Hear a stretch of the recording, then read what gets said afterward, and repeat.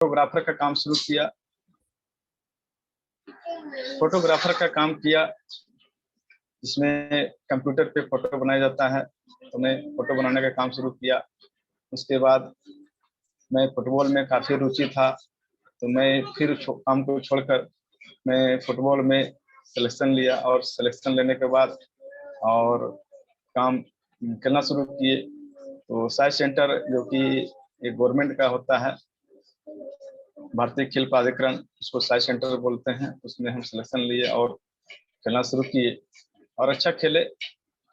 और मेरा सपना था कि खेल कर मैं कुछ एक नाम कमाऊं, क्योंकि नाम के पीछे काफी मेरा रुचि था कि मैं पूरी दुनिया को अपने नाम से जाना जाऊं,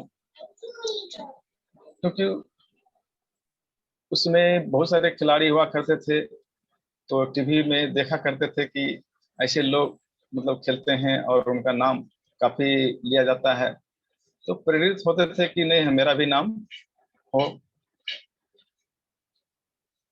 मैं जिस साई सेंटर में खेलता था वहाँ पे मैं कैप्टन भी था और अच्छा गाइड भी करते थे सभी खिलाड़ी मेरे साथी को। धीरे धीरे सिलसिला जारी रहा।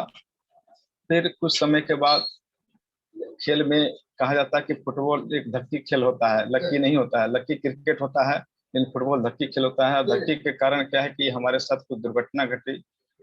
खेल खेल में जब गिरने बजरने का बात होती है तो उसमें हमारे शरीर में कुछ इंजूर्ड हो गई और मैं काफी प्रॉब्लम में आ गए।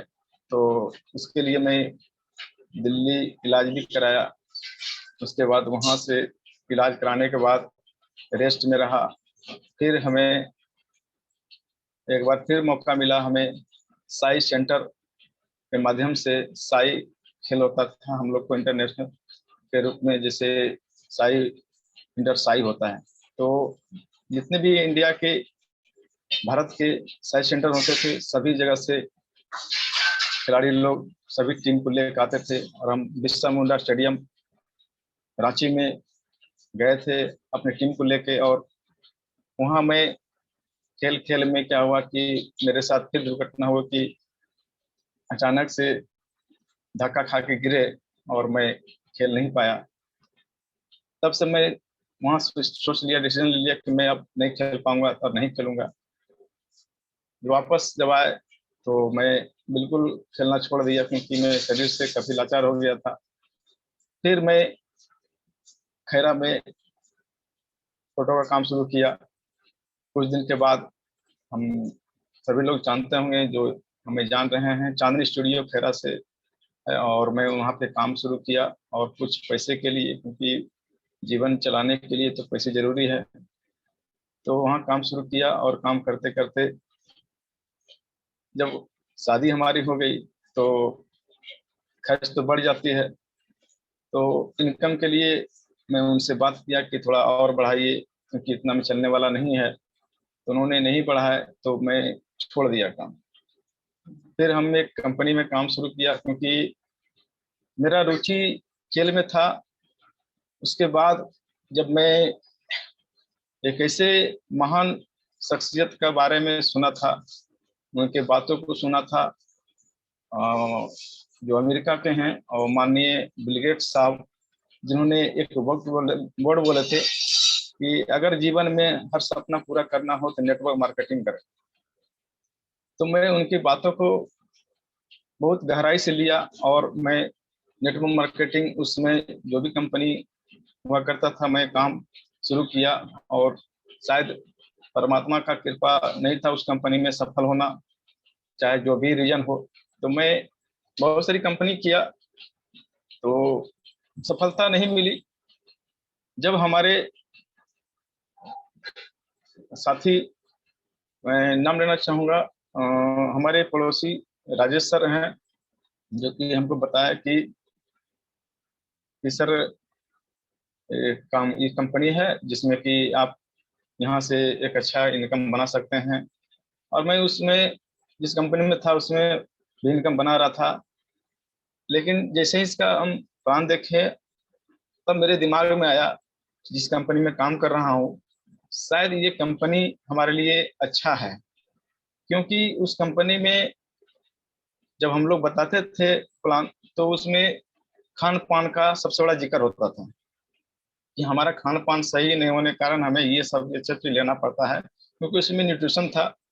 तो खान पान की बात जब हुआ करता था, तो इसमें हमको बहुत अच्छा लगा कि इसमें खान पान है, और इसका खान पान जब तक सही नहीं होगा तो हम अपने समाज के प्रति, देश के प्रति काफी मतलब एक्टिव रहते थे कि हमारे पास इनकम क्या है नहीं है सही रहे, हमारे हम लोगों के प्रति सोचते थे। तभी मैं इस कंपनी में फिर साइन किया, और उसके बाद मैं शुरुआत किया, काम किया, सीखना शुरू किया, और अपने आप स्टेन होना शुरू किया। और गुरुजन का सानिध्य में गलतियां होती है तो सीखने और समझने का प्रयास किया। डांट डपट जो भी हो, हमें कभी मतलब ये नहीं लगा कि हमें वो क्या कह रहे हैं। हम उनकी बातों को सुनते जरूर थे, लेकिन मैं जवाब ना के बराबर देते थे, और मैं उस बात को गहराई से सोचते थे कि हम क्या गलती कर रहे हैं। क्योंकि जो भी हमें बोला जाता था, तो जरूर है कि वो हमारे लिए ही बोलते थे, और कहीं न कहीं अगर हम गलती कर रहे हैं तो उस गलती को सुधार करेंगे। तो सुधार करते करते बहुत सुधार किए, क्योंकि सभी सर बताते हैं कि परिवर्तन करना जरूरी है, और परिवर्तन करने से ही हमारे जीवन में एक अच्छा बदलाव आता है, और एक अच्छा सफलता का एक बहुत बड़ा राज मान के चलिए कि आदतें बदलना जरूरी है। आज आदत के बारे में हमारे इस सिस्टम के जन्मदाता भगवान स्वरूप मैं माननीय टीसी सर, मैं चाहूंगा उनके लिए एक जबरदस्त क्लैपिंग नमन करता हूं, जिन्होंने इस सिस्टम को बनाया। और यहाँ पे सभी साथी जान रहे हैं कि आज पूरे हिंदुस्तान में एक ऐसे शख्सियत हैं जिन्होंने आज पूरी दुनिया में एक आर्थिक आज़ादी के रूप में काम कर रहे हैं, लोगों को इनकम दिला रहे हैं। जब आरसीएम में मेरी ज्वाइनिंग हुई थी, तो शुरुआत में बहुत कम इनकम होती है, फिर भी स्ट्रगल करना पड़ता है। स्ट्रगल बिना किए तो कुछ हासिल नहीं होता है। मैं शुरुआत में ही एक जबरदस्त तरीके से काम किया, और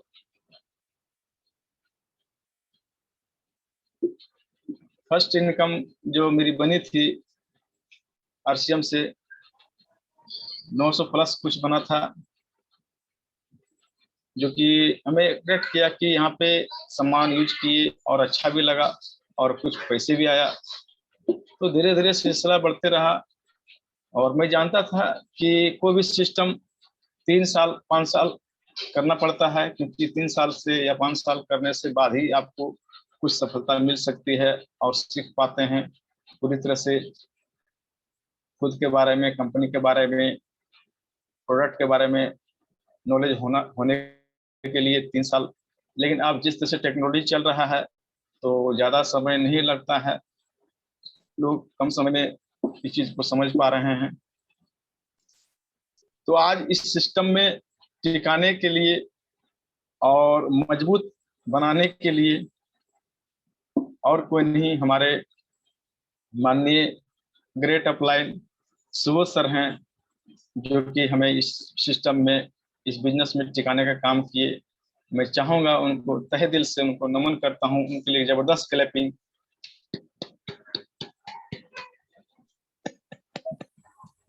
थैंक यू।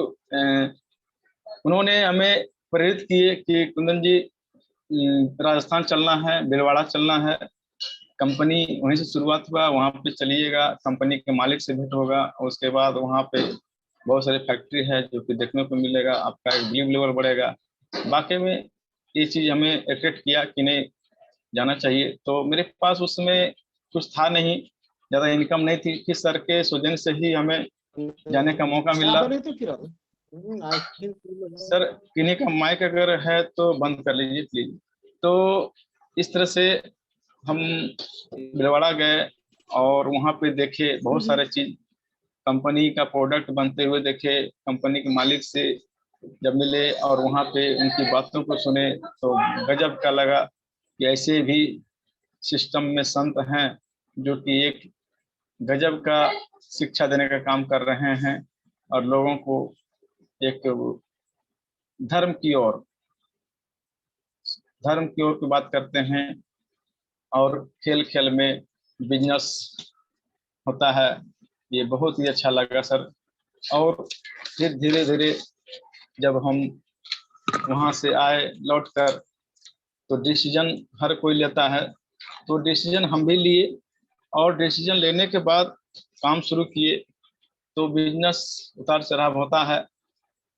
तो और हमें सबसे ज्यादा प्रेरित किया जब इस सिस्टम में आए, तो जब भी प्राण गीत होता था और उस प्राण गीत को हम खुद उस चीज को डायरी में या बुक्स में, जो प्लान बुक होता है उसमें जब हम पढ़ना शुरू किए, तो एक मेरे अंदर गजब का फीलिंग्स होती थी कि इसमें सारा निचोड़, मतलब कि इसमें सारा चीज सिस्टम के प्रति सारा चीज दिया हुआ है प्राण गीत में। तो उस चीज को मेरे अंदर बहुत अट्रैक्ट करता था कि नहीं, ये प्राण गीत गजब का है और इसमें सब सिस्टम छिपा हुआ है कंपनी का। उसके बाद सिस्टम में सबसे बड़ा अगर बदलाव लाता है लाया हमें, तो उसको फॉलो करना जरूरी था हमें, और कर भी रहे हैं। वो और सिस्टम है 6 बेसिक, जो कि इसी 6 बेसिक के आधारित पे सभी लोग जितने भी हमारे ग्रेट अप्लाइड सीरीज में हैं, सभी लोग जितने भी हैं आज सफलता के कगार पे हैं, सफल व्यक्ति हैं। 6 बेसिक, 8 कोर, 7 कार्डिनल। वाकई में सर ये 3 चीज अगर अपने अंदर हम लेते हैं और पूरी तरह से ईमानदारी से फॉलो करते हैं, तो एक महान लीडर, एक महान सफलता के रूप में उभर के आएंगे।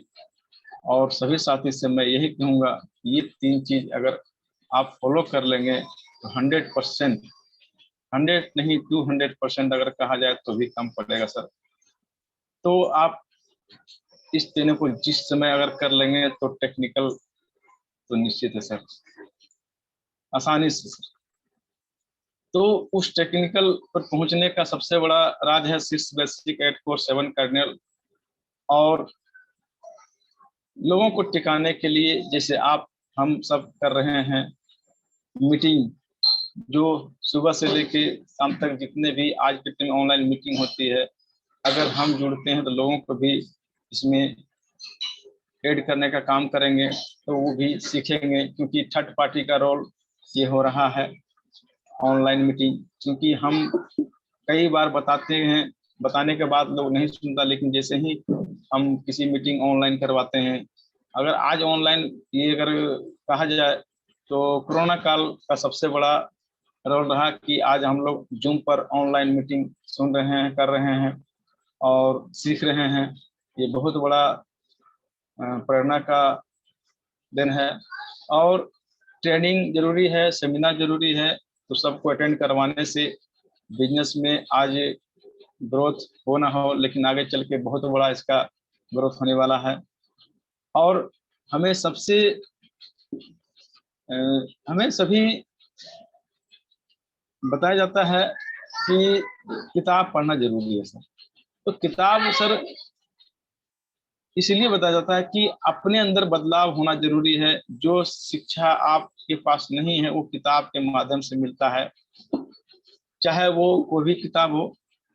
अगर हम अभी शुरुआत में अभी किताब पढ़ रहे हैं, काफी हमें उस किताब को पढ़ने से हमें प्रेरित कर रहा है। अच्छे वाणी, अच्छे विचार, अच्छे टारगेट को फोकस करने का वो है लक्ष्य किताब, जो कि आज हम पढ़ रहे हैं। तो बाकी अच्छा मतलब कि परिवर्तन हमें लग रहा है, अच्छा फीलिंग्स हो रहा है।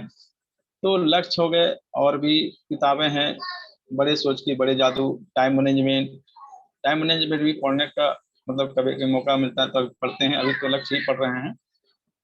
लोक व्यवहार जो कि सर लोग द्वारा बताया जाता है कि लोक व्यवहार पढ़ने से आपके अंदर एक बहुत अच्छा व्यवहार, लोगों के प्रति सोच हो जाता है, अच्छी सोच। और एक बुक्स है जो कि बताते हैं, तो अभी हम लिए नहीं हैं, आपका सपना किसने चुराया। तो इस चीज को भी फॉलो करेंगे और उस बुक्स को पढ़ेंगे।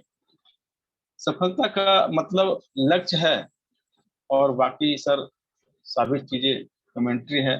सही में लक्ष्य किताब में लिखा हुआ है, तो लक्ष्य होना जरूरी है सफल होने के लिए, तो कमेंट्री नहीं करना है। तीसरे सर बताया है कि ज्वाइनिंग के बारे में बताए थे कि सारी ज्वाइनिंग होना नहीं है।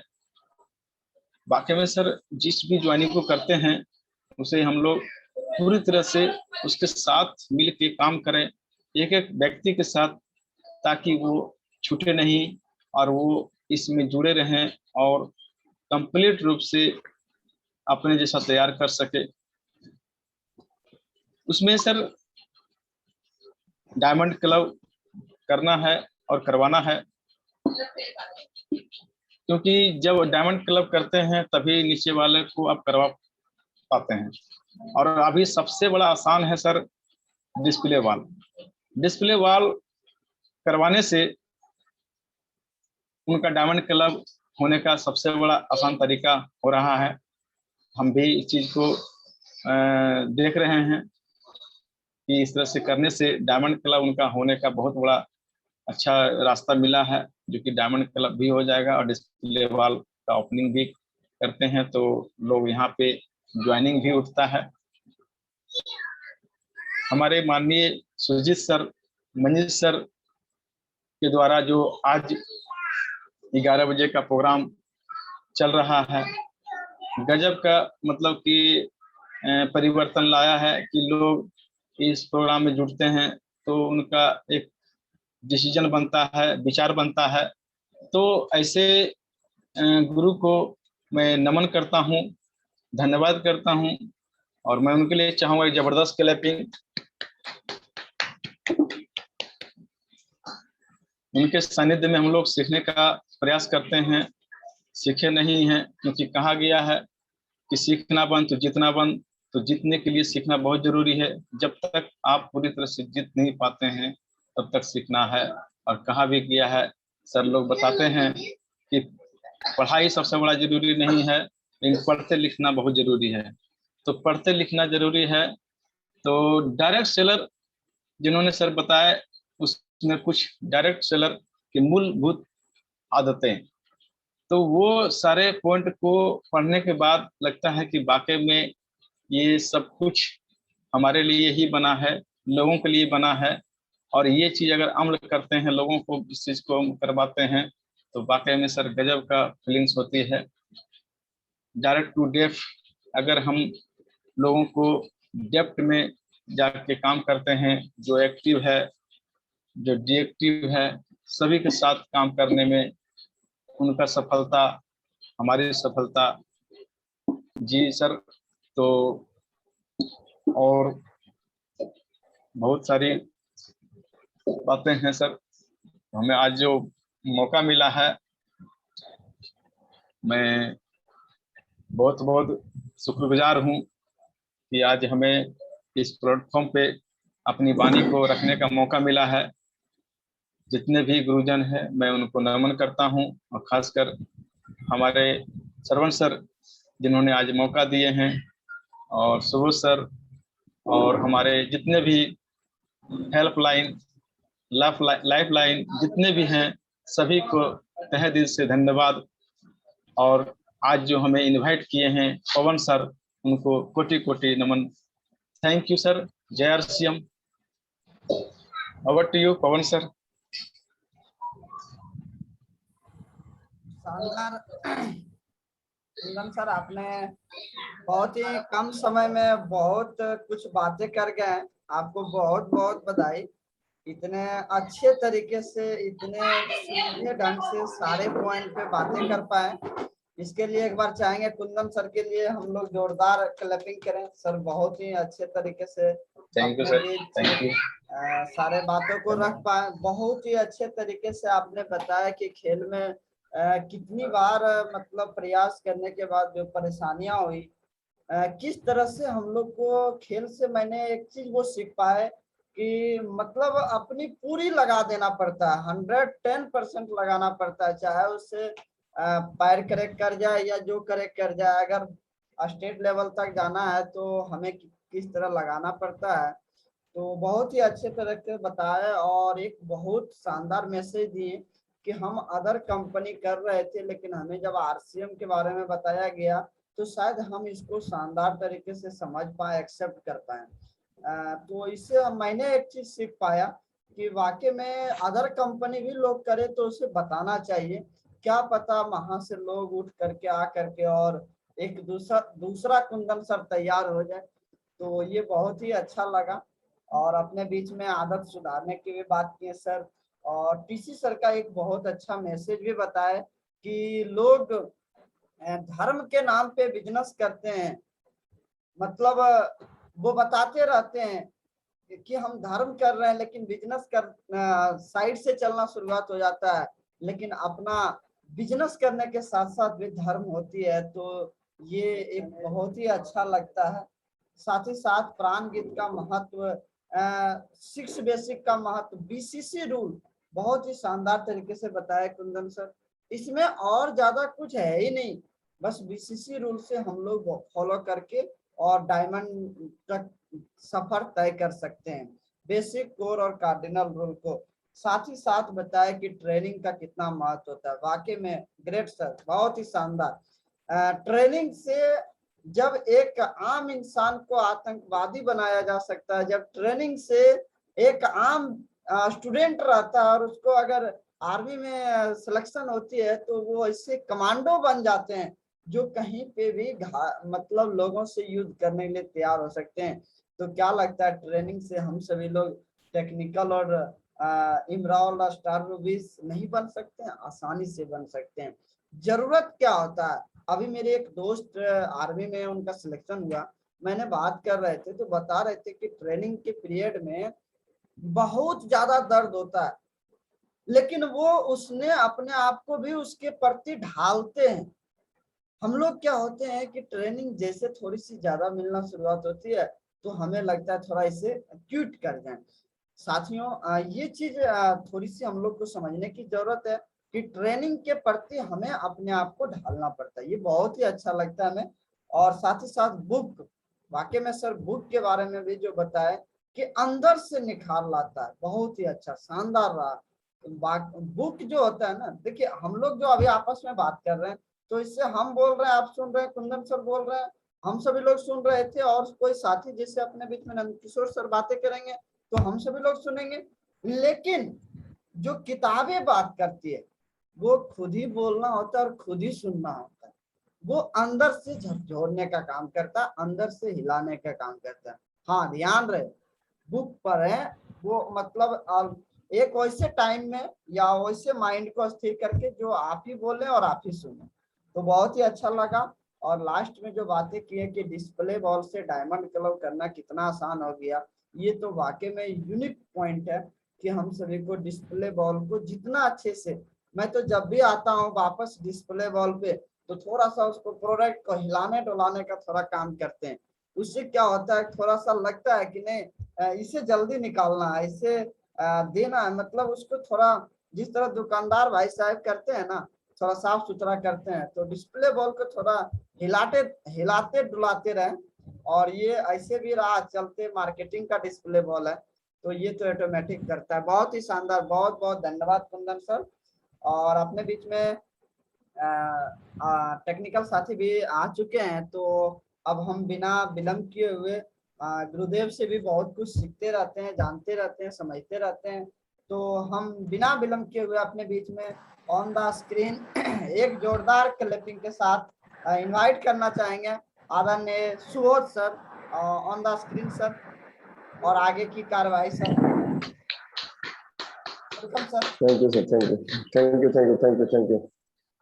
सभी आरसीएम लीडर को इकट्ठे जय आरसीएम। बहुत अच्छा लग रहा है। थोड़ा सा अभी कहा जाता है कि आदमी के पास वर्कलोड बढ़ता है तो थोड़ा सा सामान्य व्यक्ति को एडजस्ट करने में वक्त लगता है। तो वर्कलोड इसको नहीं कह सकते हैं, जूम लोड बढ़ा है थोड़ा सा। तो जूम का अभी सेशन जो होता है थोड़ा सा एडजस्ट करने में, समन्वय बैठाने में थोड़ा सा चैलेंज है। चैलेंज नहीं बोल सकते हैं इसको, मजा आ रहा है। अभी 10 मिनट 20 मिनट के लिए जुड़ते हैं 6:20 में, फिर सर का प्रोग्राम में चले जाते हैं, फिर कंटिन्यू 6 बजे से लेके 7 बजे तक सर का प्रोग्राम 7:30 तक चलता है। अभी जस्ट लैपटॉप पर सर का प्रोग्राम खत्म हुआ और इधर हम जुड़े हुए थे। तो कहने का मतलब है कि देखिए ये चीज इतना अच्छाई एक साथ लेने का इरादा